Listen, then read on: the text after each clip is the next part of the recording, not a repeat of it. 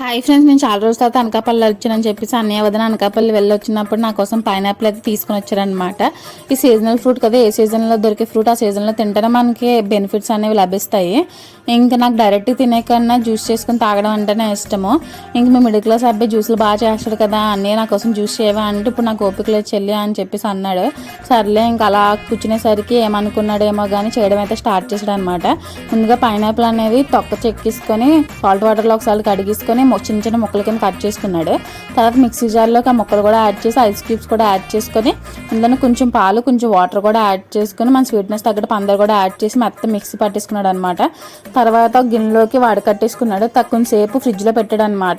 అది తీసిన తర్వాత గ్లాస్లోకి సర్వ్ చేయడం కానీ చెక్కున్న ముందు కొంచెం ఐస్ క్యూబ్స్ కూడా యాడ్ చేసి ఈ జ్యూస్ కూడా యాడ్ చేసి నాకు ఇచ్చిన నిజం చెప్తున్నాను, చాలా బాగుంది. మీరు కూడా ట్రై చేయండి. మీకు కనుక మా వీడియోస్ నచ్చితే ప్లీజ్ లైక్ చేయండి, సబ్స్క్రైబ్ మీకు సబ్మిట్ ఛానల్ ఫాలో అవ్వడం మర్చిపోకండి ఫ్రెండ్స్. లైక్ కూడా అలా వెళ్ళిపోకండి.